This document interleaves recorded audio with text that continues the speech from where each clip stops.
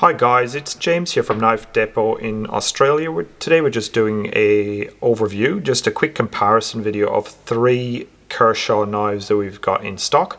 They're the Kershaw-Emerson CQC range. On the left here you've got the Emerson 9K, you've got the Emerson 7K, and you've also got the 6K. Now there are a lot of things that these knives are going to have in common, few little things that are going to make them stand out from one another. We'll just go through in a little bit of detail and just try and sort of highlight the differences and also the things that are common with all three knives. So here in the middle we've got the CQC 7K and we've got the CQC 6K. As you can see, both of these knives are very similar in size. Weight-wise, they're almost identical. Even in blade length, the blade length is exactly the same. It's 3.25 inches in the blade, and the handle length is 4.5 inches on both of them. So they're almost identical, except for the 7K here, as you can see, has the Tanto blade. The 6K has just got a standard drop point. The other difference between these two is the blade type. The 6K, which is the drop point, they've designed it with a D2 steel. Now D2 steel is a tool steel. It's a high carbon steel, so this particular steel is going to be very good if you're doing things like whittling, cutting a lot of timber, heavy work. It's got really good edge retention. Now the downside to D2 is you have to probably take care of the blade a little bit better. It is more prone to rust as it's a tool steel. It's not a stainless. This particular D2 has been mixed with chromium, so it has a little bit of a higher rust-proof property than, say, standard D2 steel. Not that hard to maintain, but if you do a lot of whittling, as I said, woodcraft, great little knife. You'll find it holds that edge a lot quicker. The 7K over here, this one is a stainless steel. I know they look very, very similar, but this one is an 8CR114 or 14 MOV stainless steel. It still has good edge retention, probably not as good as the D2. Advantages, you can probably leave it lying around a little bit more. You don't have to worry about rust so much. A good all-rounder for outdoors. The other, apart from the steels, the other differences, as you can see, the obvious differences are the tips. So drop point, just a great all-rounder for cutting, whittling, like we mentioned. The Tanto blades do lend themselves to being a little bit more tactical outdoor. With the Tanto blade, you probably have a little bit more strength the way it's designed in that triangular shape. So if you're doing stuff outdoors, like yes, you're cutting, but you're also doing a little bit of digging or rooting around in the ground, you'll find that these are a little bit more durable. That's what they're designed to do. You can go into things and that with them, and you're less likely to break the tip. They're just a little bit stronger. The tip is going to be a little bit thicker. The liner lock's identical on both of these. It's got a center liner lock, very secure. Once the knife is locked in place, it's not going to open, close on your fingers and anything like that. The action's quite smooth. It's just a simple push to the side.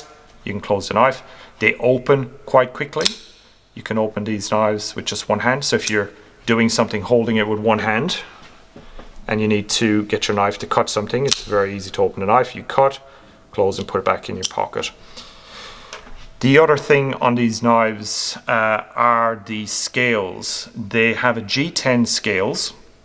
G10, this particular G10 scale, what you're going to find for outdoor use in particular, if the knife is getting wet, dirty, mucky, that sort of thing, you're hunting, you're fishing, you're camping, you'll find it will still have a really, really good grip. Even if your hands are wet, your knife is wet, you're still going to get a good purchase on that knife. The back of the knife as well, if you're cutting into things, you've got a good bit of leverage just with the spine of the knife and how it's designed. Pocket clips on both of them are identical. You've got a nice carry pocket clip on the back, so for keeping it in your pocket.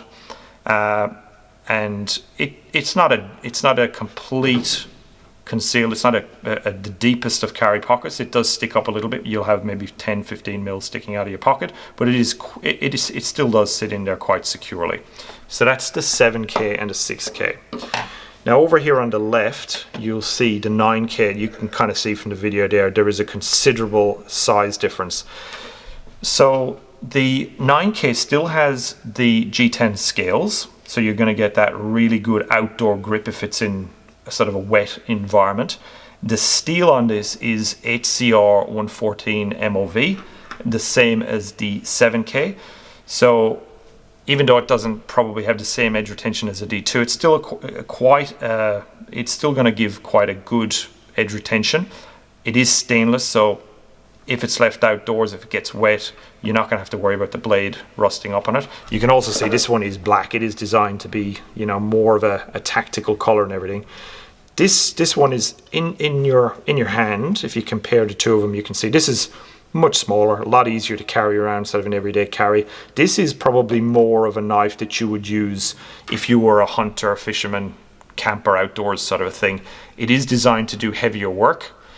Good for hunting. It does have a nice deep belly on the front here, so if you're doing stuff, it could be skinning, just general cutting of timber or anything like that, it is quite nice to use.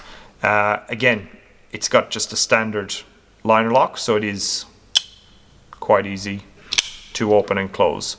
Pocket clip on the back, the same as the 7K and the 6K, and again, it sits probably out of your pocket, maybe 10 millimeters once it's in your pocket, and that is the 9K.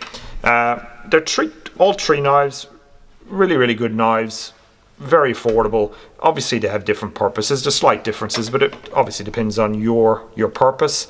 Hopefully this video has sort of broken that down a little bit.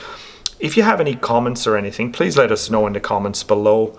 We will be doing some more regular videos, probably every few weeks, just trying to show people, I suppose, more differences in these types of knives. But yeah, as I said, if you've got any comments, please leave them below and just let us know what you think of this video as well. Thank you.